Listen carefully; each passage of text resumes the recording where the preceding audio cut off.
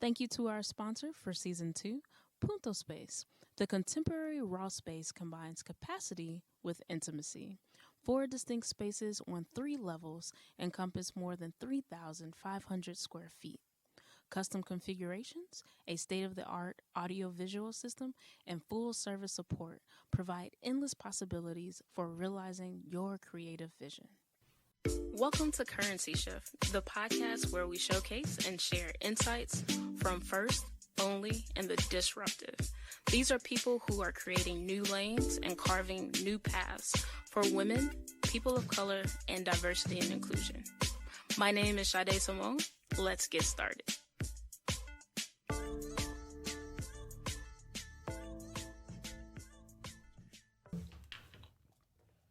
We have Jerry in the house. Yo. Cheers to you. What's going on, Take Britt? a little sip. Refreshing. Very refreshing. We have to hydrate. We did a lot of cheersing earlier today. Yes. I am out in Miami recording Jerry. Jerry. Jerry Seymour. Tell us a little bit about yourself, please. Well, go by the name of Jerry Seymour.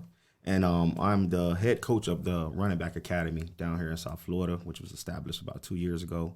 When it comes to running back, I am the guy, not to be a little bit arrogant, but, So, but the thing is, I created a platform where, any kid who plays this certain position, which is a running back, I created a platform where it's just the ultimate resource for a kid to come and learn and, what to do, what not to do, how to get recruited. So it's just many of variables that I do for these kids so they can understand, what it is to do, be a professional and go to college. Oh, wow.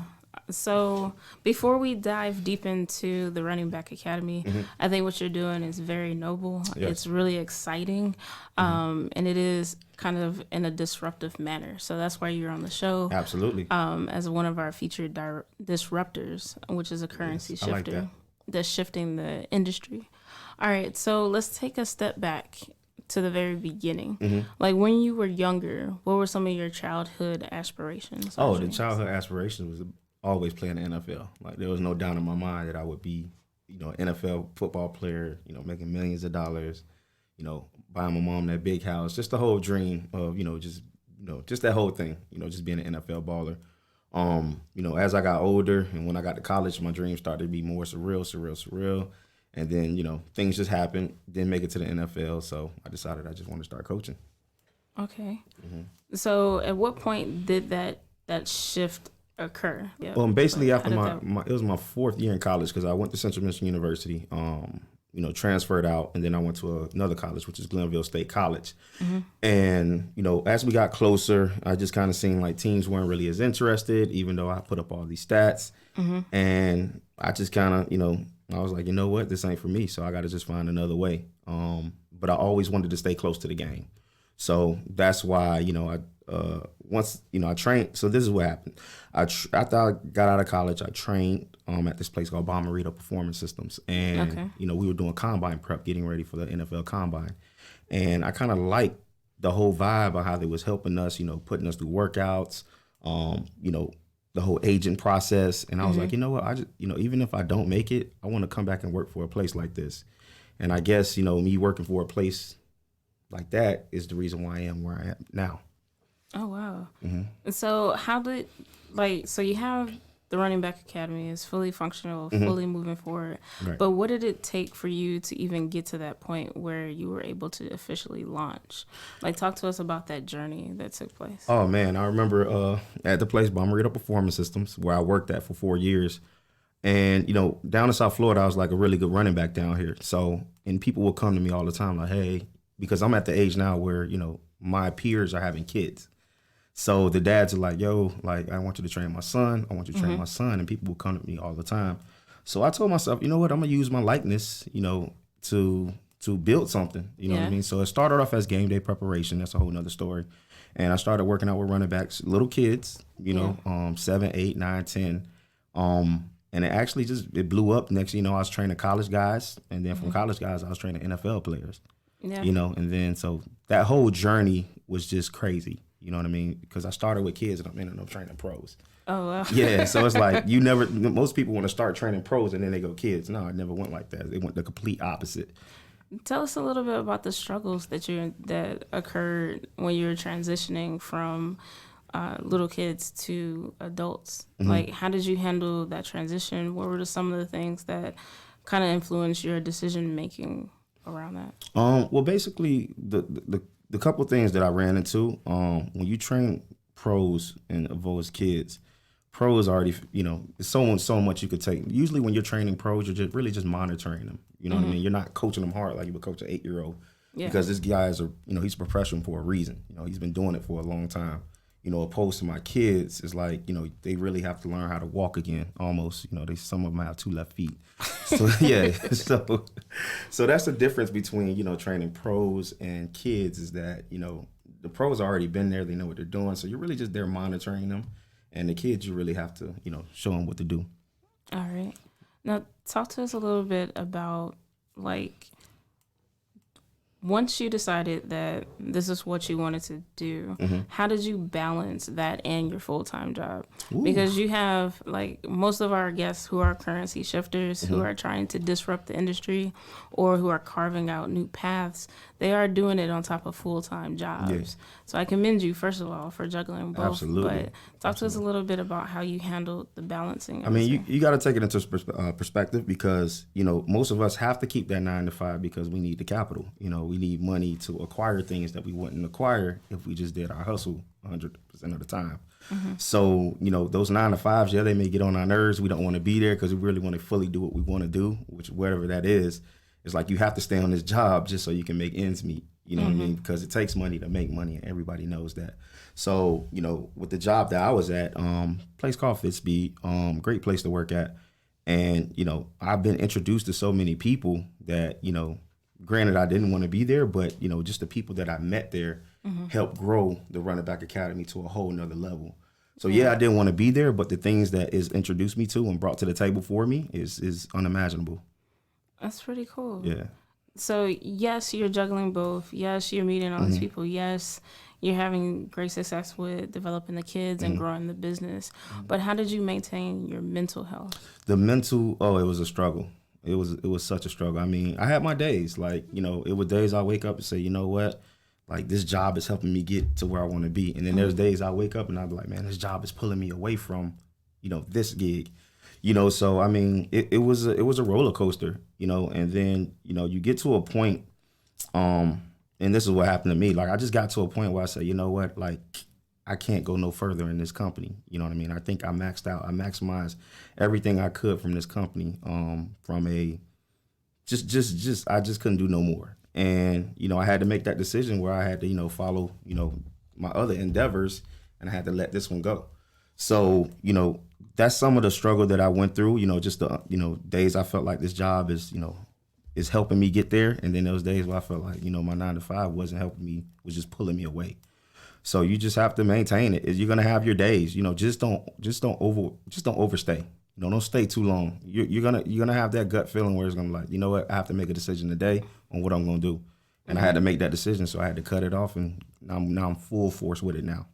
Yeah, so just the advice to the listeners, what he's not saying is that if you're passionate about something, stop working and go fully, like, down that road. Right. Because you still have to have a savings, you still have to have your bills paid. So what he's saying is like, once your passion is bringing in enough income, enough revenue. Yeah, enough revenue where you feel comfortable financially enough to let go of your full time. That's what he's saying with that. Basically. I just want to make sure, because I don't want people in the comments like, yeah, I'm quit today. No, don't do it. Don't do it. I made that mistake before, and I got lucky enough where I got another gig, and I was like, why did I just let this go? Like, I should have just stayed a little bit longer or saved some money. Exactly. And so with Currency Shift, our main focus is social currency. So what social currency is building social networks to gain access, influence, resources, and networking in the digital space that affects a person's online and offline. So my question to you is, in what ways has social media influenced or empowered your company? Oh my God, like it has empowered my company in ways that I would never imagine. Like, I started my Running Back Academy page about in January, and we're already in mid-March, and I'm up to like 6,000 followers. Yes, I can confirm that. He's over 6,000 followers 6,000 today. Instagram. Today I hit my 6K, but that's in 1 quarter. That's 3 months. Yes, right. And then in my inbox, it's just jumping with people asking me for advice, and what I love about it is that I'm able to reach people that I never thought I would be able to reach, and I'm able to create this platform, which is on my website, www.therunningbackacademy.com. Check it out. And kids can actually go on there and subscribe monthly, to my online portal, and they can get access to all this information, whether it's workouts, whether it's just how to think like a running back, how to break down plays, X's and O's, how to get recruited. So, and these people they're waiting for it. So I'm gonna drop my pre-sale probably in April sometime, and I'm gonna fully launch like at the end of April. So, but social media has just really impacted my life. Like I got a whole bunch of NFL running backs following me now. College running backs, top tier players are following me now. And high school players, it's just crazy. It's just helped me out so much. So more people are able to discover you on social media, right? Because they can watch your YouTube videos. Like your YouTube videos are really good, yes, where it kind of breaks down the plays, but then also you can see some of the drills that the running backs are experiencing. Right, and the YouTube page is just like a offspring of what my online portal would be. It's going to have drills, but, I'll tell you a quick story. That breakdown, I kind of just that was like a mistake one day. So a dad asked me to break down his son's film, and I was like, all right, I'm just going to break it down. And I just broke down the one play for the kid. And then the dad showed somebody else, and next thing you know, I get 20 messages with people like, hey, can you break down my film? And it's like, hey, like I think I could really turn this into something. Yeah. And, sooner or later, when people want me to break down film, that's going to be a cost. I'm doing a lot of it for free right now, but like I got to start charging because, time is money, and, you just, and I'm actually giving them good feedback. Yes. So now as you scale your company, you're looking at like other avenues to generate income.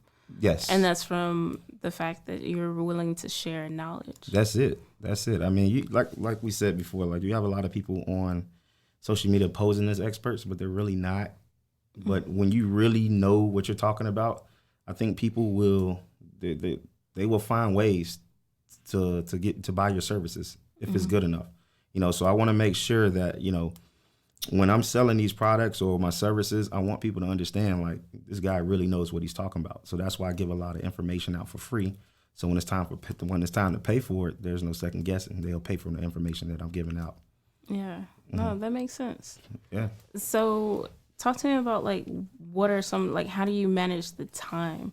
Because with social media and your marketing, not only the videos but the breakdowns, the drills, and even like some like promotional around the actual organization. So how do you find the time to do that, and how do you balance that in your day-to-day? That's one of my biggest struggles right now because I'm the one handling the marketing, I'm doing the training, so it's just me fully by myself. But what I'm going to do, I'm going to set up a marketing calendar.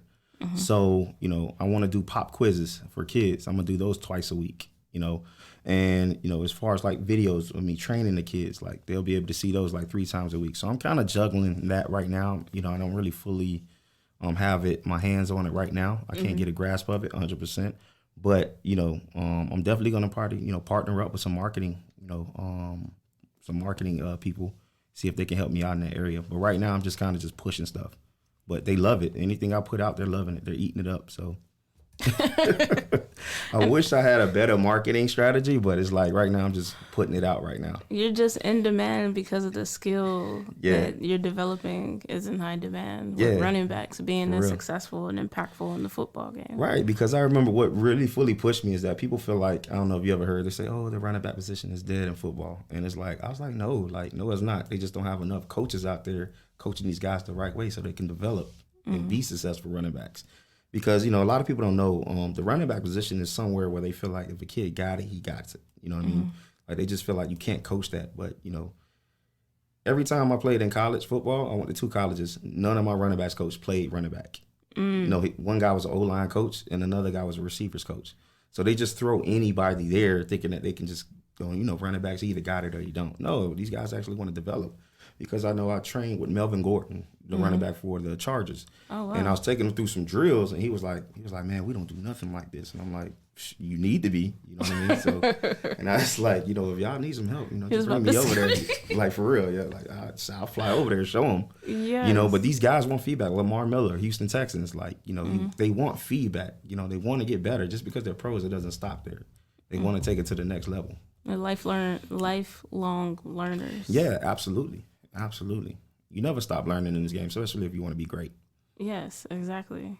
So where does all this passion and love for this position essentially come from? Because I can hear it in the tone of your voice and the way you're describing everything. Like, where does that passion for the game come from? I don't know. I got a partner of mine. His name is Travis Hardman. And he kind of broke it down to me one time. He was like, you know what, Jerry, you're trying to teach something that was God given to you, and you're trying to teach it to somebody, you know, a regular, you know, human being.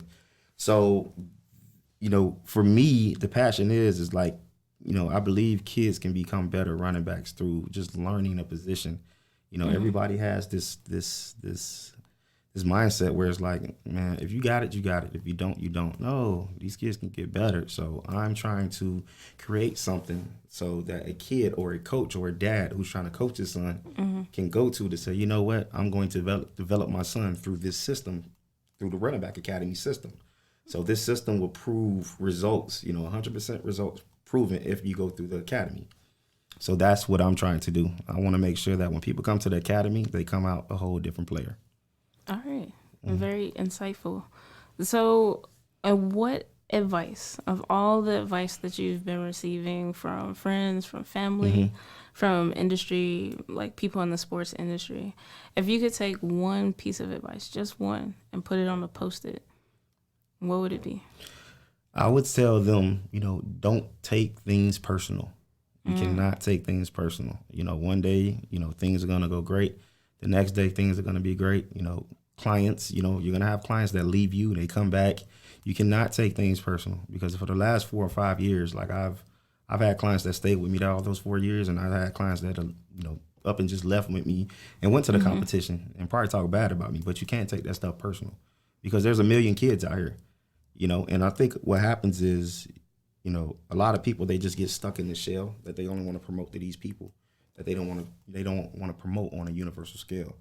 So that's why, you know, that's why I think the way I think. Like, I don't take things personal, because I'm trying to reach people outside of my realm throughout this whole universe. So you can't take things personal. You cannot. You got to keep moving, keep pushing, keep on keeping on. All right. So now I like that. Keep on keeping on. Keep on keeping on. That's it. Keep on keeping on. It sounds like a song. So this is the last round of questions. It's the speed round. So I'm going to ask you a variety of questions and just say what comes to mind first. Okay, all cool. Right? Mind if I close my eyes while would that help out? Wait, what? Mind if I said speed rounds? I feel like I got to close my eyes to like kind of focus. Whatever makes you feel comfortable. All right, cool. I'm gonna close my eyes. He's really closing his eyes yes, too. they're closed. All right. What gets you out of bed?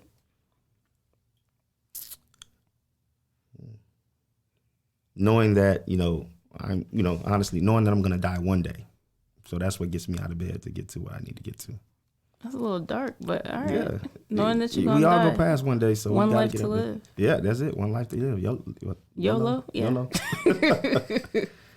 What's your favorite band or group?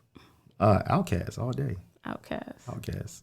So rumor has it that you have a favorite verse from a favorite song that you can spit. Oh man, that's a whole one. All right, it's an Andre verse off of the Outkast album Aquemini. All right. It goes like this. So if I'm freestyling, like, are we on Flex Show right now? No. Sorry, here it goes. It goes, my mind warps and bends, floats the wind, count to 10, meet the twin, Andre Band, welcome to the Lion's Den. Original skin, many men comprehend. I extend myself, so you go out and tell a friend. Send all depend on what you believing in. Faith is what you make it. That's the hardest. Just MC Ren. alien can blend right on in, which you can look again, because that's what I spot her in every now and then. It's happening again. Wish I could tell you when. Andre, this is Andre. Y'all just gonna have to make amends. Ooh, almost lost my breath on that one. Yeah, we had a little drinks, but I convinced you on that. That was pretty cool. It's one of my favorite verses. Yeah, I love Outkast. I love them. Love them. All right, role models. Role model. My role model is it's a hard one. I just have so much. I'm a big TD Jakes fan. I like TD Jakes. TD Jakes. Yeah, just from a spiritual realm. Like, I think the business will come, but just to be like a spiritual person, I think like somebody who has that, I think that is like awesome. You know what I mean? That's like the ultimate balance, to have like a spirit of just, you know, peace and stabilization, like just being stable in your spirit. Because a lot of people don't attain that. Yeah. You know, you can learn everything else, but like having peace within your spirit, I think that is like, you know, essential. Number one. Yeah, very, very. Luxury item. Ooh, Lamborghini. Lamborghini. I always wanted one. Nice. What color? Oof. Missy Elliott has a lime Silver. green one. Oh, she does. Yeah. That's dope. You said silver? Silver, yeah. Oh, wow. Silver with the black rims. Like the platinum? Like with the gloss? Little gloss, but you know, like a regular, just because it looks like a silver bullet. Nice. Favorite food? Ooh, my girl's a chef, so I think my favorite dish from her is she made like this vegan shepherd's pie, which is really, really good. Like, people like vegan. It was so good. You got to try it sometime. I hope to. Vegan shepherd's pie. That sounds delicious. It's so good. So good. All right. Favorite country to visit? Ooh, right now it's Puerto Rico. Puerto Rico. Puerto Rico. Like, I went there, a month ago, and it was by far the best experience I've had in my life. Puerto Rico is beautiful. Puerto Rico. Mm-hmm. PR. Isn't that song Puerto Rico? Hey. Okay, maybe not. All right. Best way to give back. Best way to give back. Just your time and your attention. You know, you give your time and you give people your attention. Don't just, you know, that's it. Nothing else. Okay. Retirement place. Ooh, that's a good one. I would say like Texas somewhere. I could see myself, me and my wife, you know, sitting in front of a big yard, just rocking on our rocking chairs, watching all the horses and cows, you know, run up and down the grass. You want to have a farm? Yeah, I would like that. Peace, okay. You know, in Dallas, Texas, somewhere in Texas. Mm-hmm. Can I plant some coconut trees on your land? I don't think they'll grow over there. I don't think they'll grow over there. That's an inside joke. I know. Yeah, they don't. Folks, sorry. That's rude. You shouldn't tell inside jokes in front of folks. Sorry. It's cool. Cartoon. Ooh, that's a good one. I like Ren and Stimpy. People don't remember Ren and Stimpy. Happy Joy. Yeah, happy or Rugrats is like, but Ren and Stimpy is like my favorite of all time. That cartoon was a little X-rated. Yeah, it was for us to be watching it back then. It was. I would say my top 3 is Ren and Stimpy, Rugrats, and then number 3 is Doug. Ah, yeah, Doug. I love Doug. Patty Mayonnaise. Yeah. You remember Quail Man? Quail Man with the underwear over his pants. Yeah, something was wrong with that kid. And he had a belt around his head. Yeah, Quail Man. And Roger, who always wear that jacket. Oh, man. Drama. Ooh, I think you got me on that one. Favorite drama.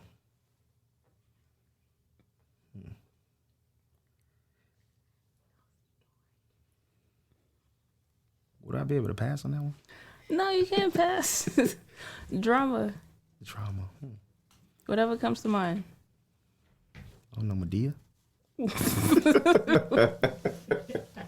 Medea something? I guess Medea. Medea. That was my favorite drama. Oh, okay. Got it. All right. Comedy. Who's my favorite comedian or just comedy overall? Comedy. Martin Lawrence. The Martin Show. I love that show. Martin. Yeah. I love that show. I love that show so much.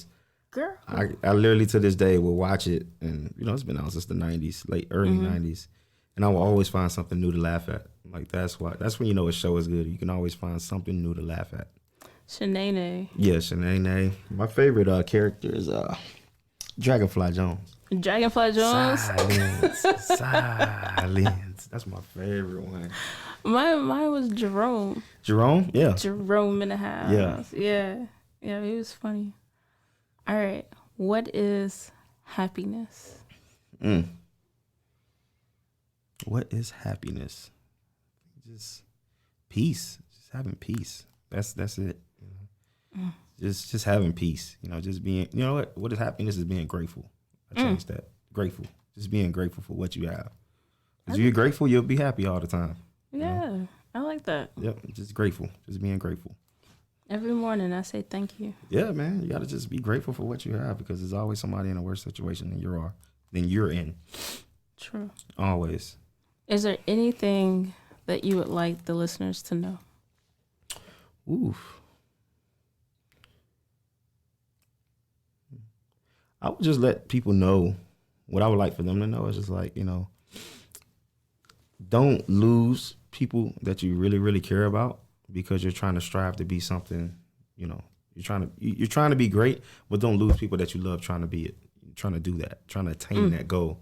Say that again. You gotta don't lose the people around you, the people that you love, just because you're trying to attain, some type of goal. You know what I mean? Make sure you keep those people around you. Because when it's all said and done, man, and those people ain't around, you're going to be miserable. Yeah, you have the success, but you won't have the... the people that love, that truly care about you. I think that's really important. Don't lose those people, I'm telling you. Do not. Excellent. Yeah, man. Well, thank you for being on the show. This was appreciate you having me. Absolutely. Give the people the best way to reach out and connect with you. Well, on Facebook, they can go to The Running Back Academy. On Instagram, you can go to _running_back_academy. On Twitter, it's RB Academy _. And on YouTube, it is The Running Back Academy. So that's how you can reach me. All right. Excellent.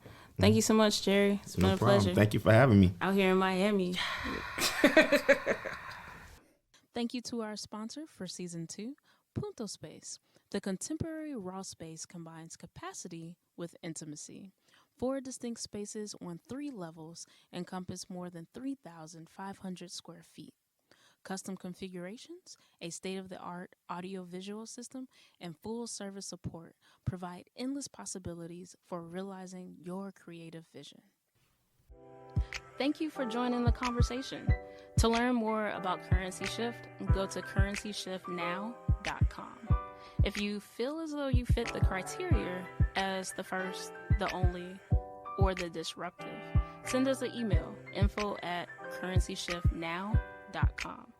Until next time, keep pushing, stay motivated, and stay encouraged.